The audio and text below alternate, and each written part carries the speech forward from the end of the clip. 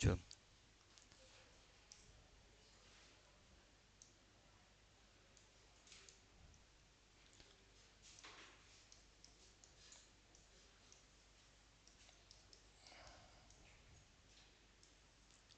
देखो, आप लोग के लिए समझो, इस चैप्टर का बेस समझ लो और एक टेक्निक समझ लो।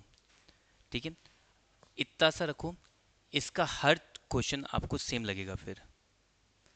ठीक है, आपको इसकी बस दो चीज़ समझनी है कि ये चैप्टर करना क्या चाह रहा है और इसमें होता क्या है। आप सब लोग इंटर में कर चुके हो वैसे, और सबको आता है। ठीक है, ऐसा नहीं बोल रहा हूँ बिल्कुल नहीं आता, ऐसा कुछ, और इंटर पास किया मतलब आता तो ही है। तो अब इसको ना केवल इसका बेस समझ लो, चैप्टर कहना क्या चाह रहा है, इसमें होता क्या है। बस ये दो चीज़, इतने से आपको चैप्टर पूरा कॉन्सेप्ट समझ में आ जाएगा। और हम हर क्वेश्चन को एक ही पैटर्न पे करेंगे। मतलब मेरे को ये आदत है कि मैं भले थोड़ा सा कुछ भी ऊपर नीचे हो, लेकिन मैं पैटर्न सेम रखता हूँ। बुक में आंसर किसी भी पैटर्न में कैसे भी तरीके से दे रखा हूँ, अपना पैटर्न पहले क्वेश्चन में हो या आखिरी क्वेश्चन में हो सेम रहेगा। ठीक है, चलो पहला क्वेश्चन ये है कि एबीसी कॉस्टिंग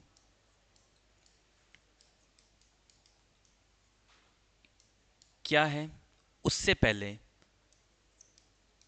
क्यों। देखो, सिंपल है। ABC costing definition it's okay कि हाँ एक्टिविटी बेस है इस तरह से, पर एबीसी कॉस्टिंग क्यों है, और क्या यही कॉस्टिंग सिस्टम है या और भी कोई कॉस्टिंग सिस्टम होता है कॉस्ट को मैनेज करने के लिए। देखो, इन मॉडर्न जनरेशन आप सीएमए की डिमांड क्यों बढ़ी अभी इतने टाइम में। In modern generation cost accountants की डिमांड रेज क्यों हो रही है।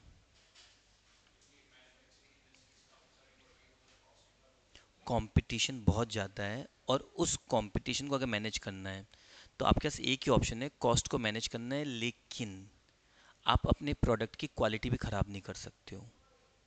आप ये नहीं बोल सकते हो कि यार ठीक है कुछ भी बेच दो, ठीक है चलेगा, लोग खरीद लेंगे, ऐसा नहीं।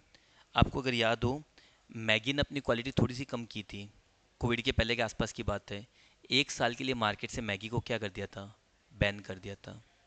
तो आप अपने प्रोडक्ट की क्वालिटी के साथ कॉम्प्रोमाइज़ नहीं कर सकते। स्टिल आपको कॉस्ट को क्या करना है, मैनेज करना है।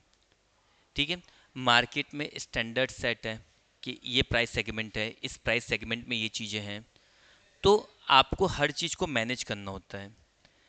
तो उस मैनेज के लिए हमारे पास में पहले क्या होती थी, एबीसी कॉस्टिंग से पहले हम लोग फॉलो करते थे ट्रेडिशनल कॉस्टिंग को।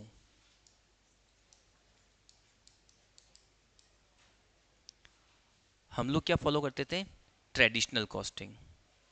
अब ट्रेडिशनल कॉस्टिंग और एबीसी कॉस्टिंग दोनों क्या हैं, क्यों हैं, और क्या इनके अलावा भी और कुछ हो सकता है, उन पर हम लोग फोकस करते हैं।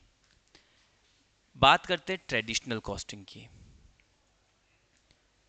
इसका मेन फोकस होता है, ये क्या होती है, ये प्रोडक्ट बेस्ड होती है।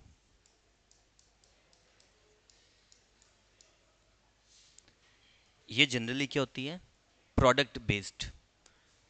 प्रोडक्ट बेस्ड का मतलब क्या हुआ, इसका जो टारगेट है वो ये है, फटाफट से जो कॉस्ट है उनको प्रोडक्ट्स के बेस पर लोकेट कर दो। जैसे फॉर एग्जांपल एक कंपनी है, ठीक है अमूल, वो मिल्क,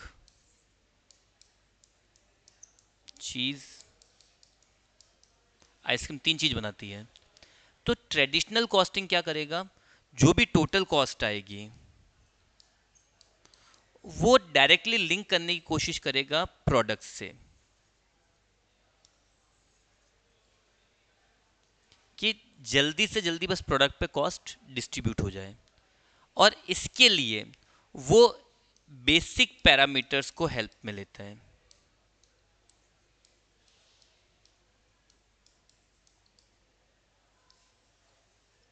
ये किसको काम में लेता है, बिल्कुल बेसिक पैरामीटर्स। अब बेसिक पैरामीटर्स क्या हो गए, फॉर एग्जांपल एक सिंपल से साथ,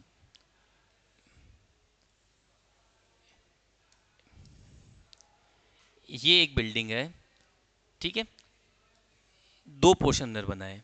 50% में हमारे मैन्युफैक्चरिंग हो रही है और 50% में हम लोग क्या कर रहे हैं, स्टोर। ठीक है, मैंने इंश्योरेंस करवाया और इंश्योरेंस प्रीमियम की वैल्यू है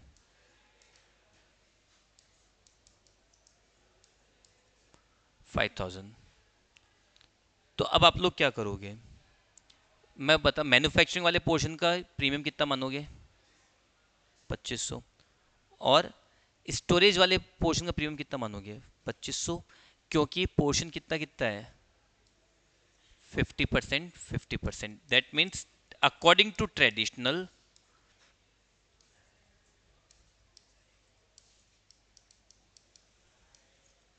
मैंने ट्रेडिशनल में गलती क्या की, मैंने इसको एरिया के बेस पर फटाफट से देखा, एरिया 50-50 से फटाफट बांटो, बात खत्म। मैंने ये सोचने की कोशिश भी नहीं की कि इंश्योरेंस प्रीमियम जो होता है, सॉरी, इंश्योरेंस प्रीमियम जो होता है वो डिपेंड करता है किसके ऊपर, इंश्योर्ड अमाउंट के ऊपर। कि इंश्योरेंस क्या एरिया के बेस पे होता है, इंश्योरेंस प्रीमियम कैसा आएगा, आपकी इंश्योर्ड अमाउंट के ऊपर। मैंने वो चीज़ देखी नहीं, मैं फटाफट से, मेरा टारगेट क्या था, इंश्योरेंस प्रीमियम 5000, 50-50%, बात खत्म। And that was the loophole. आ रही बात समझ में। इससे क्या होता, मैन्युफैक्चरिंग वाले की, अब लेट में अगर मैं बोलूँ कि इंश्योर्ड अमाउंट मैन्युफैक्चरिंग वाले की मैंने रखी थी 50 लाख और स्टोरेज की मैंने रखी थी 30 लाख। पूरी बिल्डिंग की मैन्युफैक्चरिंग की वैल्यू कितनी रखी थी, 50। तो इस 5000 को मुझे किस रेशियो में डिस्ट्रीब्यूट करना था, 5:3। ठीक है, तो लेट में से इसकी ज़्यादा आती, मैं अंदाजे से बोल रहा हूँ, इसकी आती शायद 3000 और इसकी आती शायद 2000, मैं तो केवल गैस में बोल रहा हूँ ना। अब हुआ क्या, मैन्युफैक्चरिंग की कॉस्ट 500 कम दिखेगी हमेशा अगर मैं ट्रेडिशनल को फॉलो करता हूँ, बिना किसी पैरामीटर के, बिना कुछ सोचे, केवल एक सीधे पाथ पे चल जाता हूँ कि ठीक है बांट दो। तो कुछ नहीं, देखो, कॉस्ट तो 5000 थी, पहले भी 5000 डिस्ट्रीब्यूट हुई, अभी भी 5000 डिस्ट्रीब्यूट हो रही है, टोटल पे कोई इम्पैक्ट नहीं आ रहा है। बट प्रोडक्ट वाइज अगर मैं देखता हूँ तो मैन्युफैक्चरिंग की कॉस्ट को मैंने अंडर एस्टिमेट किया 500 से, और स्टोरेज की कॉस्ट को मैंने 500 से क्या कर दिया, ओवर। अब इसकी कॉस्ट कम दिखाने से प्रॉफिट क्या हो गया, हाई, और इसका प्रॉफिट क्या हो गया, लो। अब इन दी एट अगर मुझे भी लगे कि यार इसका प्रॉफिट तो बहुत कम हो रहा है, इसको बंद कर देते हैं, लिटरली ये मुझे, मेरा प्रॉफिट तो मैं ओवरऑल पर सोचता हूँ, लेकिन अगर मैं मैन्युफैक्चरिंग और स्टोरेज के हिसाब से देखूँ तो मैं सोचता हूँ कि यार स्टोरेज से उल्टा मेरा प्रॉफिट कम हो रहा है, इसको क्या करते हैं, बंद कर देते हैं। अब बंद करने के पीछे रीज़न क्या था, मेरी इनएफिशिएंसी, जो मैंने खर्चों को डिस्ट्रीब्यूट सही से नहीं किया था। आप कभी देखना, बहुत सारी कंपनीज जिनके पहले बहुत सारे प्रोडक्ट्स आते थे वो बंद हो गए, और उसमें से कुछ सच में यूज़फुल थे बट उन्होंने बंद कर दिया, उनकी जो वो इनएफिशिएंसी होती है कॉस्ट मैनेजमेंट को लेके। और अभी देखना यूट्यूब वगैरह पे केस स्टडीज इनकी, बहुत सारी कंपनी, बहुत सारे स्टार्टअप्स ऐसे थे जिन्होंने ये मिस्टेक की, कॉस्ट को सही से मेजर नहीं कर पाए और उन्होंने अपने अच्छे प्रोडक्ट्स को बंद कर दिया और ख़राब प्रोडक्ट्स पर काम चालू रखा। ख़राब का मतलब ऐसा नहीं बिल्कुल ही वेस्ट, पर हाँ जिनसे प्रॉफिट कम था। पर हुआ क्या, बाद में वो जो प्रॉफिट कम था वो बिल्कुल ही क्या हो गया, बंद हो गया। तो कुल मिला के अगर मैं सिंपल बताऊं, देखो, मॉरल ऑफ द स्टोरी बस इतना सा है, ट्रेडिशनल कॉस्टिंग जो खर्चे थे उनको जेन्युइनली अलोकेट करने में इतना कैपेबल नहीं था, जहाँ पर मोर देन 2 और 3 एक्टिविटीज़ आ जाए। अब एक दो एक्टिविटीज़ है फिर तो क्या मॉडर्न और क्या ट्रेडिशनल, आ रही बात समझ में। बट अगर अब मैं एक सिंपल बात बताऊँ आप लोगों को, यहाँ से अगर कहीं जाना आपको, जयपुर के अंदर ही, तो आप कार बाइक स्कूटर कुछ भी पिक कर लो, कोई फ़र्क नहीं पड़ेगा। बट यहाँ से अगर आपको चेन्नई जाना है तो आप सोचोगे क्या विकल्प यूज़ मिले, वाया कार जाएं, ट्रेन की टिकट कराएं, बस से जाएं, फिर हम लोग सोचेंगे, मतलब प्लान करेंगे। तो वही चीज़ यहाँ पे, अगर एक दो प्रोडक्ट है फिर कोई मतलब नहीं, फिर तो ट्रेडिशनल बेस्ट है, बेस्ट है। बट ऐसी कंपनीज जो बहुत सारे प्रोडक्ट्स बनाती है, जहाँ पे बहुत सारी एक्टिविटीज़ इन्वॉल्व है, उनके लिए इन 90s इन्वॉल्व हुई एबीसी कॉस्टिंग। इसने क्या करा, इसने प्रोडक्ट की जगह पे एक्टिविटीज पे फोकस किया।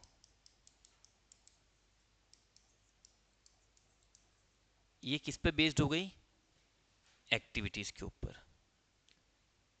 आ रही समझ में?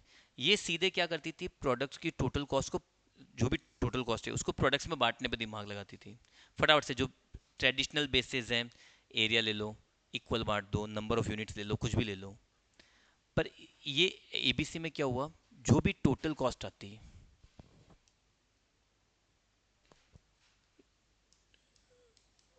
जो भी टोटल कॉस्ट आती उसको एक्टिविटी वाइज बाइफोकेट करते पहले, ठीक है, और फिर उसको हम लोग अलोकेट करते।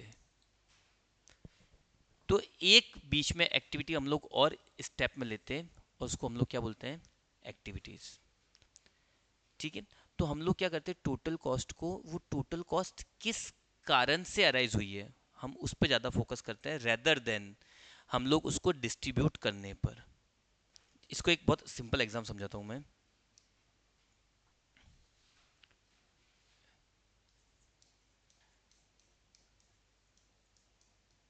एक शॉपकीपर है, वो 3 प्रोडक्ट बना रहा है,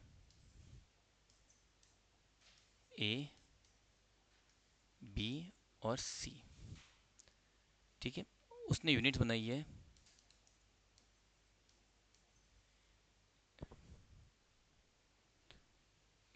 ए की 1000,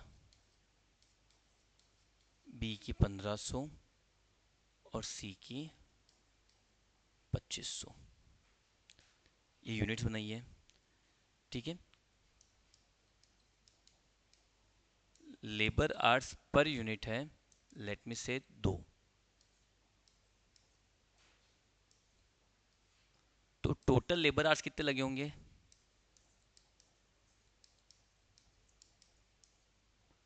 total labour hours 1000 into 2, 2000 hours, 3000 hours, 5000 hours, ठीक है। टोटल इनडायरेक्ट कॉस्ट है,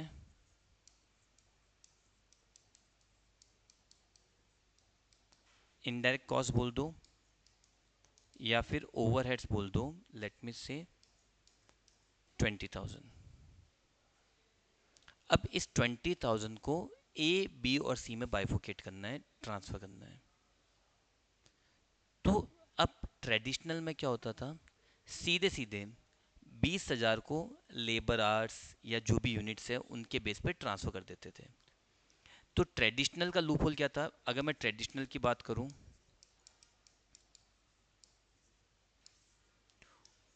overhead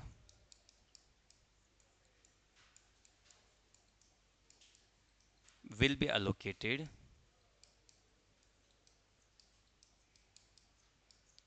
on the basis of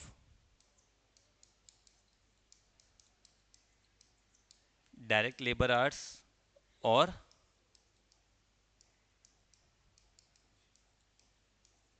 machine hours और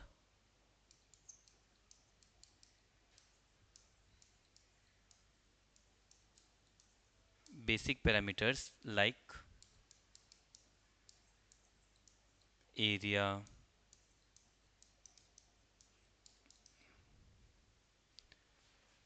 तो ये इतना डीपली बाइफोकेटेड नहीं था, हमने कुछ देखा ही नहीं भाई 20,000 का खर्चा आया सीधा मार दो।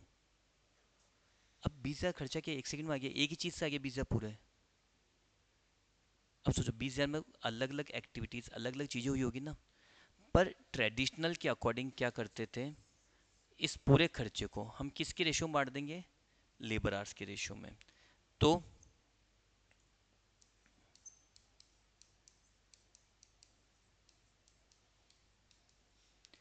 ए को कितने मिल जाएंगे? 20,000। अच्छा, पहले लेबर आर रेट निकाल लो बोला आपके।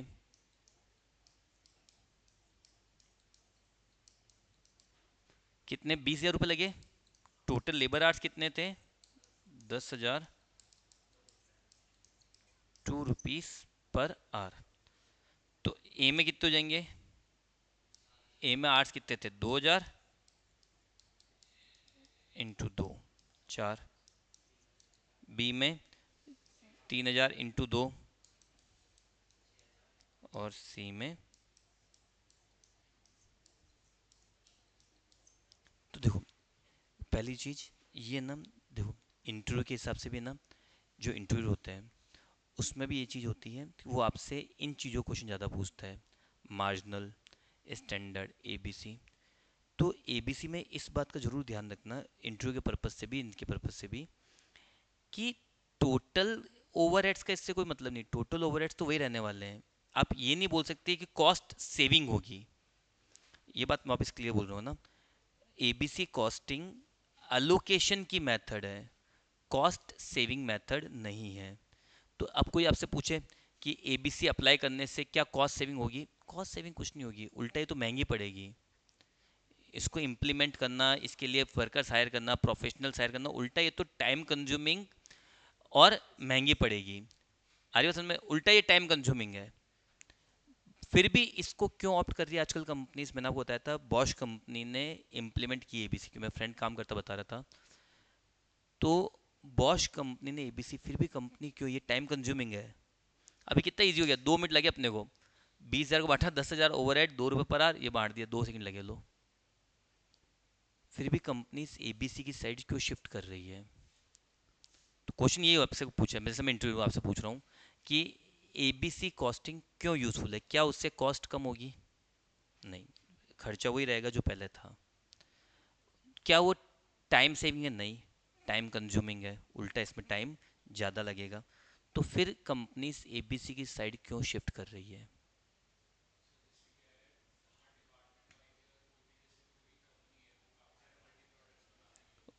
तो उसमें बाइफोकेट एक्टिविटी बेस में क्या होगा, ये 20,000 के ओवरहेड अराइज कैसे हुए उस पे क्वेश्चन जाएगा पहला। आ रही है समझ में? 20,000 के ओवरहेड, अब मैंने क्या करा, इसको एनालाइज करा। एबीसी के अंदर मैंने एनालाइज करा टोटल ओवरहेड कितने हैं, 20,000।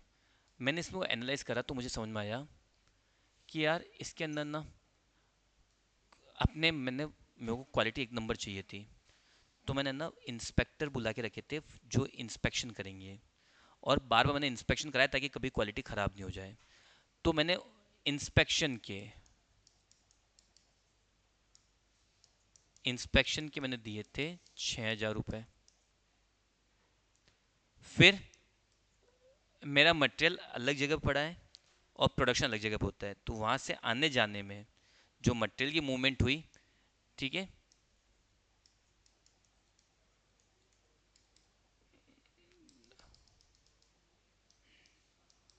तो उसमें मुझे क्या करना पड़ा, मटेरियल हैंडलिंग भी करनी पड़ी।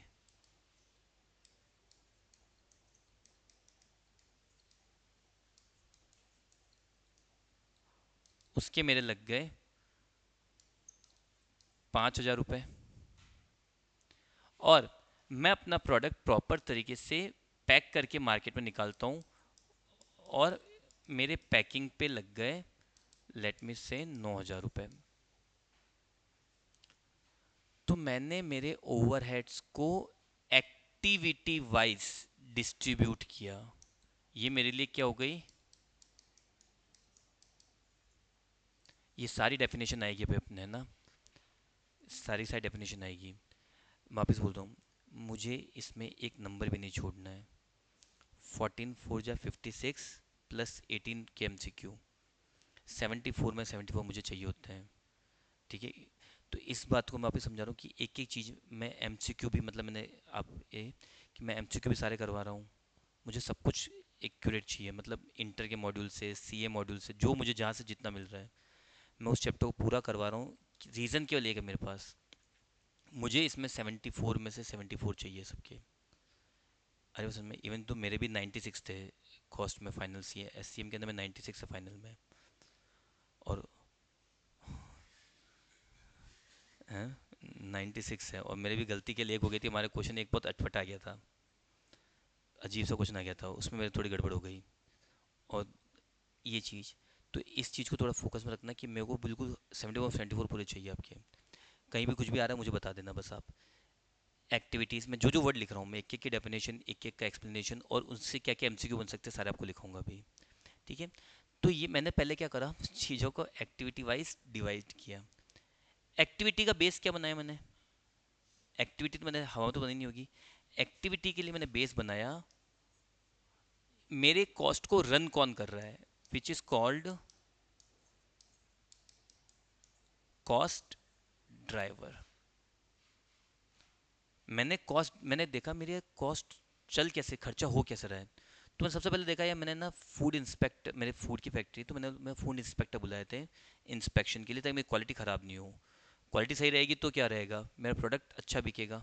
आज कितने प्रोडक्ट, आप बताओ, बालाजी प्रोडक्ट क्यों बिक रहा है, क्वांटिटी का नहीं ऐसा मत बोलना क्वांटिटी ज़्यादा, उसकी क्वालिटी अच्छी है कंपेरेटिवली। बाकी डायमंड वगैरह बहुत सारे चिप्स के पैकेट आए थे, सब फेल हो गए।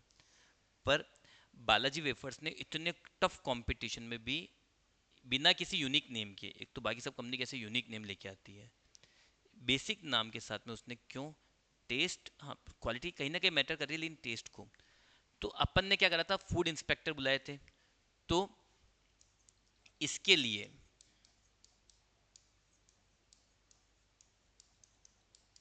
नंबर ऑफ इंस्पेक्शन, तो नंबर ऑफ इंस्पेक्शन मेरे लिए क्या हुआ, कॉस्ट ड्राइवर, ये मेरी कॉस्ट को चला रहा है। ठीक है। तो इस कारण से मेरे 6,000 रुपये लगे, जिसको मैंने किस में डाल दिया, इंस्पेक्शन कॉस्ट के अंदर। तो सबसे पहले मैंने टोटल खर्चों में कॉस्ट ड्राइवर के हिसाब से, तो कॉस्ट ड्राइवर क्या हुआ, मैं क्या लिखाऊंगा अभी के समझो आप लोग। कॉस्ट ड्राइवर का मतलब क्या हुआ, एक ऐसा एलिमेंट या ऐसा टूल जो कॉस्ट को क्या कर रहा है, कैरी, जिसके कारण से कॉस्ट अराइज हो रही है, वो क्या हो गया, कॉस्ट ड्राइवर। तो मैंने कॉस्ट ड्राइवर देखा, कॉस्ट ड्राइवर के बेस पे मैंने क्या करी, एक्टिविटी बनाई और उसको डिस्ट्रीब्यूट कर दिया। तो ये जो अपने टोटल बना 6,000 रुपए की इंस्पेक्शन कॉस्ट, इसको हम लोग बोलते हैं कॉस्ट पूल।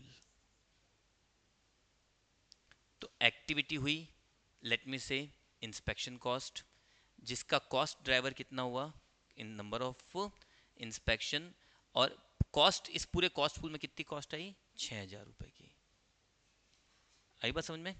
तो अब number of inspection, let me से, एक के वर्कर्स बहुत अच्छे थे, उसके लिए 2 इंस्पेक्शन ही काम में आए। बी में 5 इंस्पेक्शन लग गए, और सी में कितने लगे, 3। आई बात समझ में। भाई ए के वर्कर बहुत एफिशिएंटली काम कर रहे थे, एक बार आए, दूसरी बार आए, उनको आना ही नहीं पड़ा। बी के वर्कर अच्छे से काम नहीं कर रहे थे, बार बार इंस्पेक्शन के लिए जाना पड़ा, जितनी बार वो आए उतनी बार खर्चा हुआ। और सी में कितनी बार आए इंस्पेक्शन के लिए, 3 बार। तो जितनी बार इंस्पेक्शन हुआ उतनी बार खर्चा बढ़ा। आ रही बात समझ में। मटेरियल हैंडलिंग, इसके लिए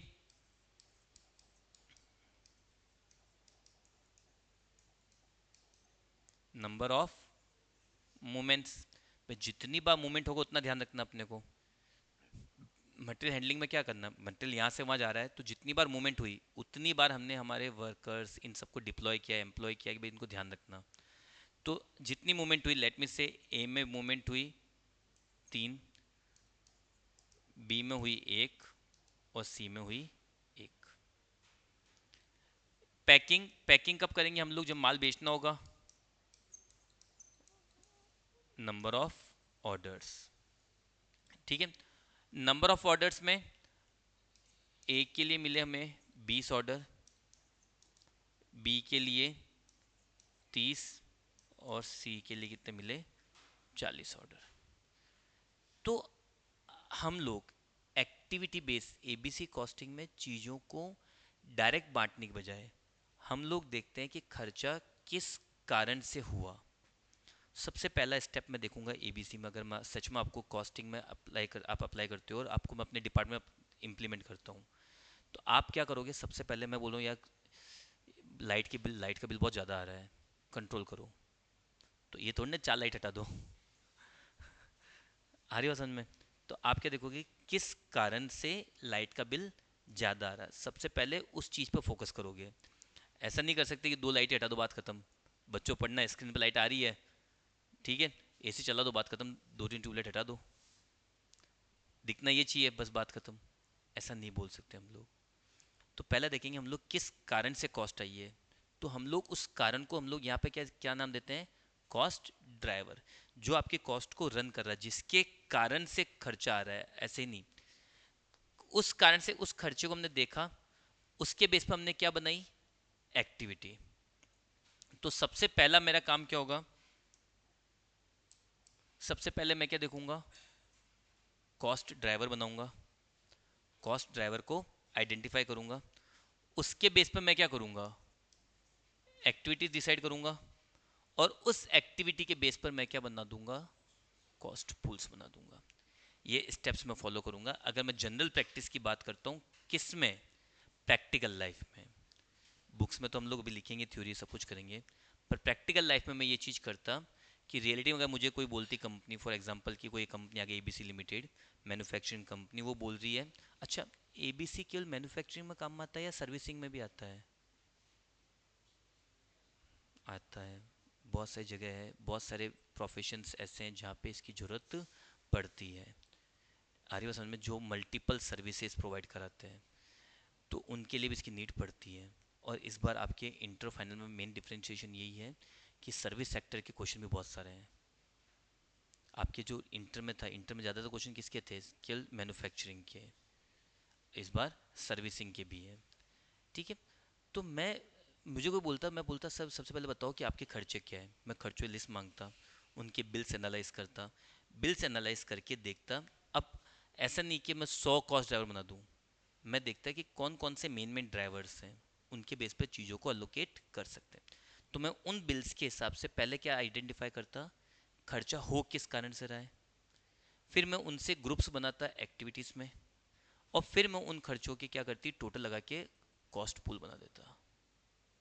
आई बात समझ में? तो मैं रियलिटी के अंदर कुछ इस तरह से करता। It will take too much time, मतलब खर्चों को एनालाइज करने में महीनों निकल जाते हैं लोगों के, एक दो खर्चे थोड़े होंगे। तो अब मैं क्या करूँगा?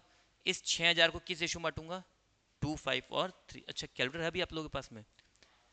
ठीक है, हाँ। 1200 एक ट्रिक भी होती है कैलकुलेटर पर, देखो मोबाइल पर नहीं होगी। अगर लिटरली आपके पास कैलकुलेटर है तो आपके पास एक ट्रिक बताता हूँ मैं, जिससे आप इजीली इसको निपटा सकते हो। इसकी टोटल कितनी आ रही है? 10। तो 6,000 डिवाइड बाई 10 इंटू 2 = अब वापस इंटू क्लिक मत करना। 2 = 5 सीधे 5 सीधे 5 कर दो। क्या कर, देखो 6,000 केवल एक बार डिवाइड करा टोटल से, केवल एक बार मल्टीप्लाई क्लिक करना है, केवल एक बार मल्टीप्लाई, फिर वैल्यू इज इक्वल टू 2 = 5 = 3 = आपके आंसर आ जाएंगे तीनों। चेक करके देखो बोले। ये जितना आप अप्लाई कर लोगे आपके कैलकुलेटर में स्पीड बन जाएगी। होता ना 6-7 एक्टिविटीज़ तक भी आती है, तो आपका टाइम बचता जाएगा बस, और एक्यूरेसी भी ज़्यादा आएगी। तो 6,000 डिवाइड बाई 10, एक बार मल्टीप्लाई, 2 = कितना आ जाएगा? तो इसके तो खर्चे आएंगे 1,200, 5 = और 3 = 1,800। गलती से ना कुछ गलत भी क्लिक हो जाए, फॉर एग्जाम्पल आपने 3 दबाना था, 1 = कर दिया, कोई फर्क नहीं पड़ेगा, वापस 3 = कर लो, वो कंटिन्यू कर लो प्रोसेस। आ रही हो समझ में? इससे आपको हेल्प बहुत मिल जाएगी कैलकुलेशन में। बेटा देखो, एक बार इसको देखना, इसमें कितने हैं? 5। तो 5,000 डिवाइड बाई 5 इंटू 3 = 1 और 1 = यहाँ पे मैं क्या करूँ? 9,000 डिवाइड बाई, इसकी टोटल कितनी? 90। तो 9,000 डिवाइड बाई 90 मल्टीप्लाई बाई 20 = 30 = 40 = तो प्रोडक्ट ए की कॉस्ट कितनी आ रही है, 3, 2, 5 और एक 6, तो टोटल कॉस्ट ए की कितनी आई, 6200। बी की 3 और एक 4 और 3, इसकी 4 और एक 5 और एक 6, 6800। तो खर्चे तो अभी भी टोटल 20,000 ही हैं, मैंने कुछ नहीं करा। लेकिन अब यहाँ पे अलोकेशन से क्या हुआ देखो, कहाँ ए के 4,000 ही खर्चा आ रहा था, पर एक ने एक्चुअल में कितना खर्चा बियर करा, 6200। तो मैं ट्रेडिशनल में हमेशा एक को 2200 रुपये खर्चा कम दिखा रहा था। 2200 रुपये खर्चा कम दिखाने से एक का प्रॉफिट क्या दिख रहा था, हमेशा ज़्यादा। आ रही बात समझ में? तो अलोकेशन से क्या फ़र्क पड़ता है कि हम लोग एक्यूरेटली पहुंच पाते हैं। जैसे मैंने कल आपको एक एग्जांपल दिया था कि एक बच्चे के 270 या 260 मार्क्स आए, तो पास है फेल। तो हमें फर्स्ट साइड पे क्या लगा, अच्छे नंबर से पास है। पर बाद में क्या पता चला, मैं रियलिटी बताऊँ, मैं भले रियल शेयर करूँगा, उस बच्चे के मैं खुद देखते रह गया, मैथ्स में केवल 30 आया और मैथ्स के कारण वो फेल हो गया, जबकि टोटल उसकी 260 के आसपास थी। और ब्यावर में जो पास हुए उन बच्चों के 260 नहीं थे। अब नहीं समझ नहीं क्या करा उसने, मैथ्स में क्या ही करके आया, लेकिन ओएमआर शीट थी, उसने मुझे बोला था कि मैथ्स में वो डर गया, बिल्कुल पेपर देखते डर गया मैं तो वो अलग साइड था। लेकिन फिर भी देखो, तो the thing is bifurcation matter करता है टोटल से ज़्यादा। तो अब ये समझ में आया पूरा कॉन्सेप्ट क्या चल रहा है एबीसी में। तो एबीसी और ट्रेडिशनल में क्या होता है, फ़र्क कुछ भी नहीं बेटा, देखो है बहुत सिंपल और डिसेंट चीज़ें हैं।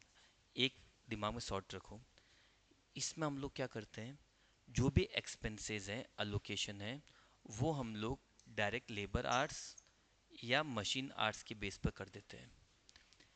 ट्रेडिशनल वहाँ यूज़फुल है जहाँ पे मल्टीपल प्रोडक्ट्स नहीं है, मल्टीपल एक्टिविटीज़ नहीं है, सिंगल सॉर्ट है, तो वहाँ बहुत यूज़फुल है।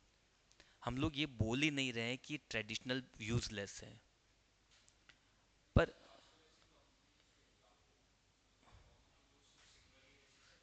शी सीमेंट है, वो ट्रेडिशनल में है अभी भी। उसके मल्टीपल प्रोडक्ट्स इतने नहीं है, मतलब मल्टीपल प्रोडक्ट मतलब एक दो प्रोडक्ट भी तो क्या दिमाग लगाना। तो शी सीमेंट कंपनी क्योंकि वो ब्यावर में है, तो उसके अंदर वहाँ पे क्या, मेरे फ्रेंड्स, मेरे जीजू वगैरह सब काम करते हैं, और जीजू प्रोडक्शन डिपार्टमेंट में ही है, तो वहाँ पे ट्रेडिशनल ही है। वहाँ भी जो ओवरहेड्स वगैरह होते हैं, तो वो बताते हैं कि कुछ नहीं, हम लोग क्या करते हैं भाई, वर्किंग आवर्स के बेस पर हम लोग डिवाइड करते हैं। उनका उनके शी सीमेंट के अंदर लेबर आवर्स है, और वो लेबर आवर्स पे चलती है वो, कि भाई कितने वर्कर से वो एंट्री और एग्जिट पे चलता है, मतलब वो भी अंदर भी काउंटिंग नहीं होती है, एंट्री और एग्जिट पे। फॉर एग्जांपल अभी एंट्री लिए 100 वर्कर, 8 घंटे की शिफ्ट है, तो 800 घंटे काउंट हो गए वो। मतलब इतनी ऑर्थोडॉक्स मेथड से अभी भी कुछ फैक्ट्रीज काम कर रही हैं, and still they are in profit.